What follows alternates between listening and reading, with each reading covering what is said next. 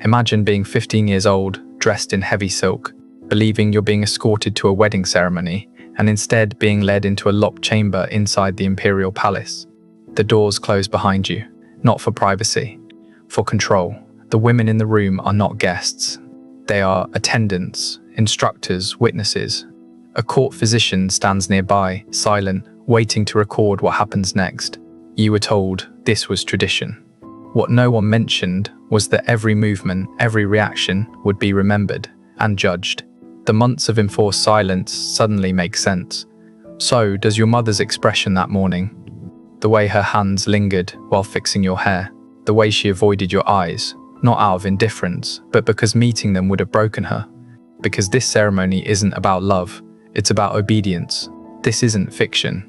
For more than 600 years, the Ottoman Empire maintained a system so carefully constructed, so psychologically brutal, that even its fiercest enemies would not have wished it upon their own children. A system spoken of only in whispers, and later erased entirely. The year was 1623, and a 15-year-old princess was about to discover that imperial marriage had two faces. The public one, celebrations, music, blessings, gold, and the private one, performed behind sealed doors, documented in silence, and remembered only by those it broke. What happened that night was not a private tragedy. It was the hidden cost of power, a cost every daughter of a sultan was expected to pay. When this story reaches the moment that unsettles you most, pause and tell me where you're watching from, because no one should witness this alone. Now, return with me to the empire itself. For over 6 centuries, from 1299 to 1922, the Ottoman Empire stretched like a shoreless ocean across 3 continents. Its armies thundered from the walls of Vienna to the deserts of Yemen. After the fall of Constantinople in 1453, the city was transformed into Istanbul, the beating heart of imperial power, and Topkapi Palace rose as its most dazzling symbol. Within those gilded walls, the fate of nations was decided, but in the shadows, the fate of souls was sealed. Hidden behind lattice windows and endless corridors, the imperial harem formed a parallel world, a sealed universe where more than 800 women lived at the height of its splendor. Every breath was observed, every gesture measured. Advancement and destruction often differed by a single misstep. By 1530, when the title of Haseki Sultan was bestowed upon Hurrem, the harem became more than a domestic space. It was a battlefield of alliances, ambition, and silent wars waged without swords. Concubines, most of them Christian captives taken from Europe or purchased in North African markets, entered the palace stripped of their past but clinging to hope. Their days were filled with music, poetry, embroidery, and ritual obedience, all in service of a single fragile possibility catching the Sultan's attention. Ironically, many of these enslaved women possessed more paths to influence and even freedom than the daughters born at the very summit of power, because royal blood came with its own prison. During the period historians now call the Sultanate of Women, figures like Kursem Sultan and Turhan Hattis Sultan exercised astonishing influence, guiding councils, steering wars, and ruling from behind veils of protocol. Their authority reshaped the empire itself, but while these women wielded power, the princesses of the dynasty lived under a different fate entirely. They were not rulers, they were guarantees, human clauses in diplomatic agreements, living seals on alliances, pawns placed to secure loyalty, suppress rebellion, or reward obedience among powerful men. And it was into this system that Princess Fatma Sultan was born in 1606. She was the daughter of Sultan Ahmed I and Kursem, a woman capable of ruling an empire from the shadows. Fatma grew up surrounded by gardens, scholars, and manuscripts in Arabic and Persian. Chroniclers praised her intelligence, tutors marveled at her discipline. She studied astronomy, calligraphy, history, and law. By all accounts, she was exceptional. She spoke 4 languages fluently. She debated learned men with confidence. She gazed at the night sky with a curiosity that terrified her tutors, because curiosity was dangerous for a princess, and none of it mattered, because from the moment she was born, her life was never her own. Her destiny had already been written. She would be given in marriage, not for love, not for choice, not for happiness, but as a mechanism of power. From the moment of her birth, Fatma Sultan's future had already been written on invisible parchments. She would be married, not when she was ready, not if she wished it, but when the empire required it. Her body would serve diplomacy. Her obedience would seal alliances. And so the decision was made. The man chosen was Kara Mustafa Pasha, a commander hardened by years of war against Persia, nearly 20 years older than her. The union was not born of affection or even familiarity. It was forged through calculation. For him, marriage meant advancement, protection, and proximity to power. For her, still a teenager, it meant becoming a living instrument of state policy, a piece placed on the imperial chessboard. And 3 months before the wedding, the true ordeal began. The process was called Tervil and Mubarak, the so-called sacred education. Reserved exclusively for princesses, it had no equivalent anywhere else in the world. This was not instruction, it was conditioning. A system refined over centuries to strip royal daughters of pride and replace it with unquestioning obedience. The woman assigned to oversee it was Gulnar Hatun, 60 winters old, head of the harem and a veteran of more than a dozen such preparations. She had seen princesses break before. She knew exactly how long it took. Under her unyielding supervision, Fatma was led into the dais, the bride's chamber, a room lined with Persian carpets and dark ebony panels. Nothing inside was decorative. Every object carried meaning. Every angle reminded the girl of her purpose. From dawn until noon, day after day, Fatma was forced to rehearse rituals of reverence. 18 distinct forms of bowing. Each posture served a function: how to greet, how to serve, how to kneel, how to lie down, how to wait in silence for her husband's arrival. Even walking was no longer instinctive. She was drilled in the Urush and the Seche, steps measured to the finger's width, head lowered at precisely 30 degrees, hands never rising above the heart. Every movement erased the memory of who she had been. Every correction pushed her closer to the figure she was expected to become. But movement was only the beginning. Speech became the most merciless discipline of all. Fatma's vocabulary was reduced to just 43 approved words, expressions of gratitude, apology, submission, acceptance. Nothing else. Any attempt to speak freely, any deviation of tone, any question asked out of turn was punished. Fasting, isolation in damp rooms of reflection, public humiliation before the court. Her obedience was not assumed, it was tested. At regular intervals, Fatma was brought before a tribunal of women and eunuchs, presided over by her own mother, Kursem. There, her compliance was evaluated as if it were currency, measured, weighed, and judged. And still, this was not the worst part. Hidden beneath the palace, in underground chambers few ever entered, preparations for the first night began. They were called Talim and Gerdek. Exact replicas of bridal chambers had been constructed below ground. Inside them stood wax mannequins, anatomical figures commissioned from Venetian artisans, crafted with unsettling precision. Before stern instructors, Fatma was forced to rehearse gestures and acts no girl her age should have been made to understand. Every reaction was recorded in coded logs: fear, tears, resistance. Each sign of distress condemned her to more sessions, more repetition, more conditioning. Slowly, methodically, the girl who once gazed at the stars was reduced to a compliant body. Her curiosity dismantled, her spirit disciplined into silence. She was no longer a daughter of emperors. She was an apprentice to her fate, and the training did not stop there. Beyond posture, movement, and silence came endurance. Any sign of resistance, a lifted chin, a misplaced sigh, a defiant glance, brought punishment. Prolonged fasting until weakness set in. Repetitive exercises designed to exhaust the body. Confinement in cold, airless cells. Often, these humiliations were carried out in front of the entire female court, not in private, not discreetly, publicly, as if she were a disobedient servant rather than a princess of royal blood. Alongside physical control came mental purification. Fatma was forced to memorize verses drawn from Ottoman and Persian treatises on marital obedience. Passages from Nasihat al-Muluk and Akhlaq-i-Mohsini filled her days, texts that praised submission, sacrifice, and erasure of self as sacred virtues. She recited them aloud before concubines and eunuchs who acted as judges. The girl who once spoke of astronomy and poetry now repeated words designed to extinguish her will. Prayer, too, became a weapon.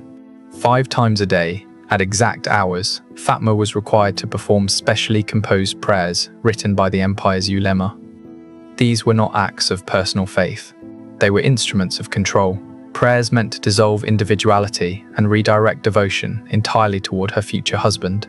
Even her body learned submission through worship. And still, the humiliations continued. Twice each week, before the entire female court, Fatma was required to serve her own father's favored concubines. She washed them, combed their hair, fed them by hand, dressed them for their nights with the Sultan. This ritual was deliberate. It was meant to crush the final remnants of pride, to teach the princess that even those who shared her father's bed stood above her. Witnesses later noted that Fatma often broke down in sobs while fastening garments on those women, her hands shaking as the court looked on in silence. 1 week before the wedding, the regimen intensified. Fatma was moved to the Gelin Kirku, the bride's pavilion, an isolated structure sealed from outside sound. There, every detail of her existence was controlled. Her meals were regulated: pomegranates, honey, almonds, goat's milk, Yemeni spices. Her baths were supervised daily, using perfumed oils infused with valerian, poppy, and orange blossom.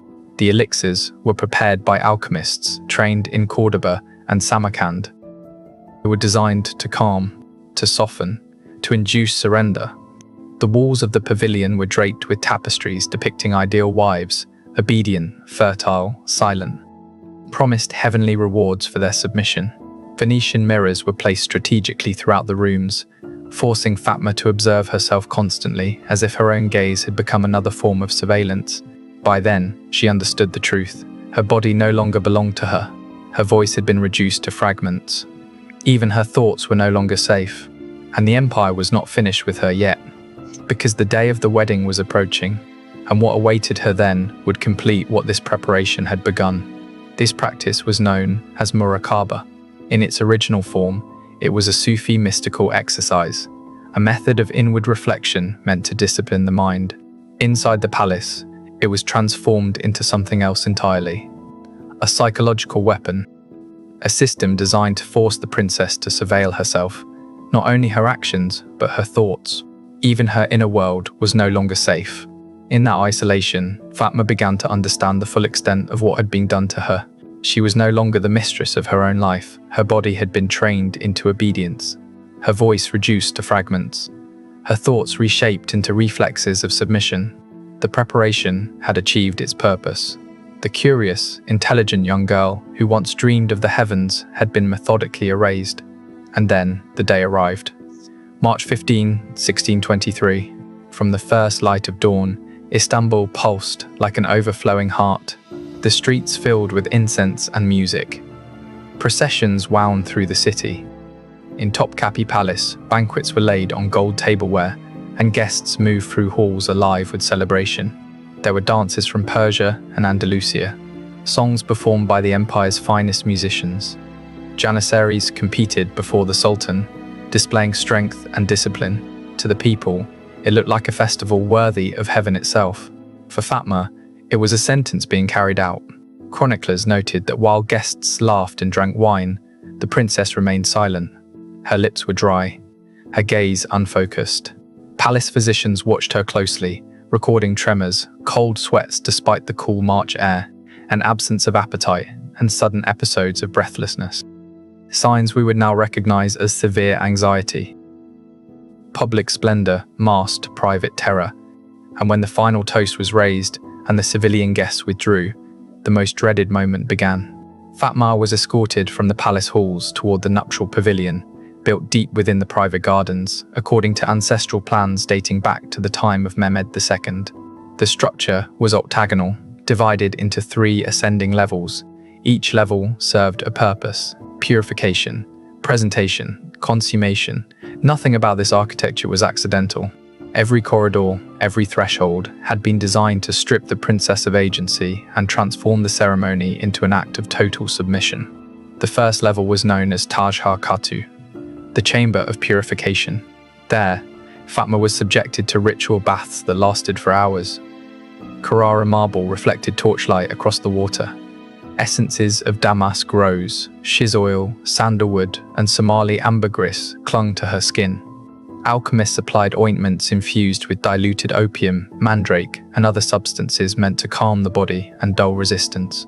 Court doctors described the resulting state as an ecstasy of mission. The second level was Teslim Katu, the floor of surrender. Here, Fatma was dressed in her nuptial gown, white silk woven with gold thread, adorned with pearls from the Persian Gulf. To an outsider, it appeared regal. In truth, it was engineered for control. Hidden cords and internal fastenings restricted movement. The crown's weight limited her posture. Anklets and bracelets subtly constrained her steps. Thick-soled shoes made escape impossible. The garment was a prison disguised as splendor. While Fatma was being transformed into a symbol, her future husband underwent very different preparations. Surrounded by advisors and seasoned war veterans, Kara Mustafa Pasha received instruction. Not on marriage, but on domination. He was taught methods of intimidation, calculated phrases meant to humiliate, and techniques to impose authority over an imperial princess. There would be no uncertainty in this union, no resistance allowed. Then came the ascent to the third level, Sifaf Katu, the Chamber of Consummation. Its walls were covered with tapestries depicting conquered cities, defeated armies, and captive princesses. The imagery was deliberate. It drew a clear parallel between victory in war and victory in the marriage bed. The furniture itself had been crafted for control. Beds with concealed cord systems, cushions soaked in soothing oils, low light designed to disorient and weaken resolve. It was there, surrounded by symbols of conquest, that Fatma faced her most feared night.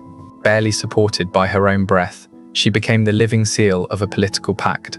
Official chronicles would later describe the wedding as a triumph. But inside that room, a different reality was unfolding.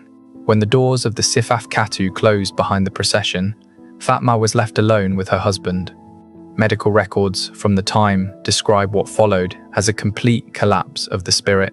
Months of discipline and humiliation had exhausted her capacity to respond. Her body trembled uncontrollably. Her voice fell to a whisper. Her eyes drifted as if fixed on something no one else could see. Imperial doctors later named the condition Sokma and Tam, total shock. Kara Mustafa Pasha, trained in sieges and battlefields, initially interpreted her state as defiance. He believed it was arrogance that needed to be broken. He applied the methods he had been taught: intimidation, controlled force, calculated gestures of dominance. But there was no rebellion to overcome, only emptiness. Fatma was no longer present.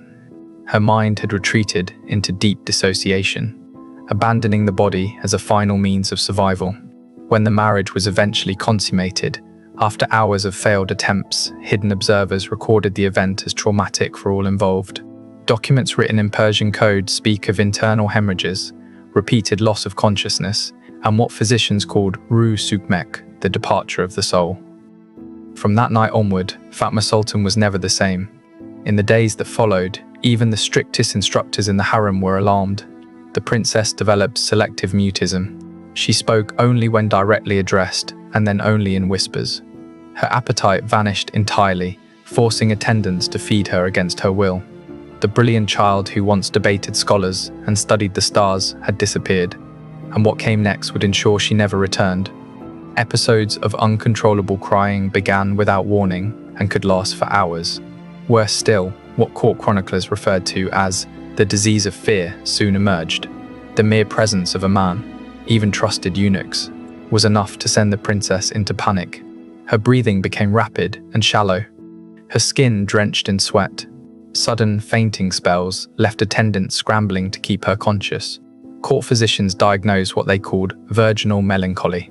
According to their medical treatises, this condition was common among imperial princesses after their first wedding night.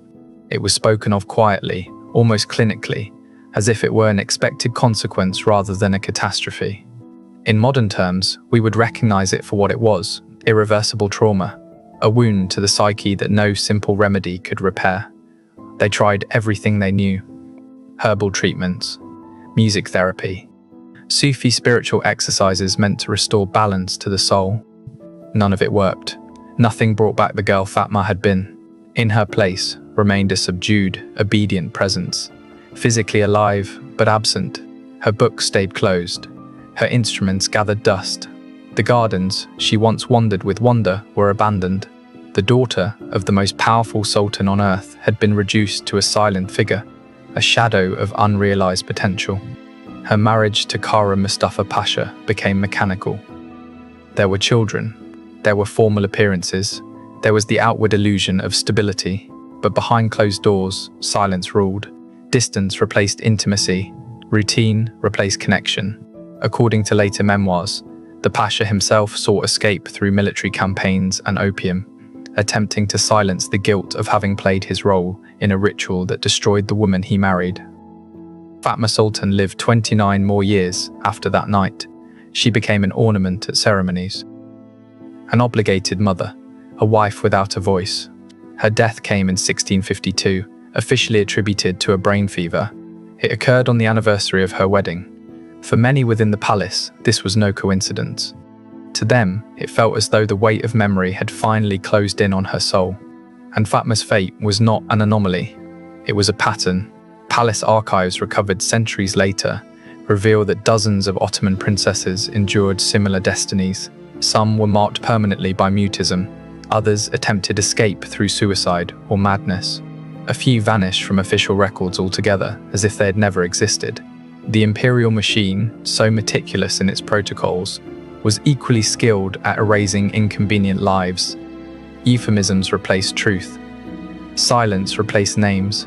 Recently translated documents speak of princesses who faked their own deaths to avoid a second marriage, of others who devised secret codes to communicate with sisters trapped in similar circumstances, and of a rare few who, with astonishing courage, petitioned the Sultan directly for divorce, defying a system that appeared unbreakable.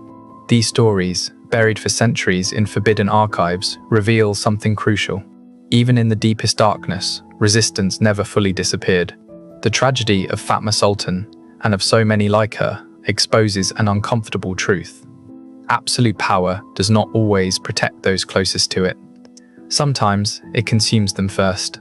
While the outside world imagined Ottoman princesses surrounded by luxury and privilege, the reality was an invisible chain, engineered with precision, enforced through ritual, and justified in the name of empire. What we were taught as fairy tales were, in truth, political constructs that devoured the Sultan's own daughters. And that leaves us with a final question. How many other secrets remain hidden inside palace archives across the world? What dark rituals were concealed within European courts, Russian dynasties, or Chinese imperial households? What price did women truly pay to uphold the greatness of empires? If Fatma's story has stayed with you, join us for the next revelations. Subscribe. Share this story with those who deserve to know what history tried to bury. And leave a comment naming the queen or princess whose fate you want uncovered next. Because only by exposing these hidden truths can we finally hear the voices the power works so hard to silence.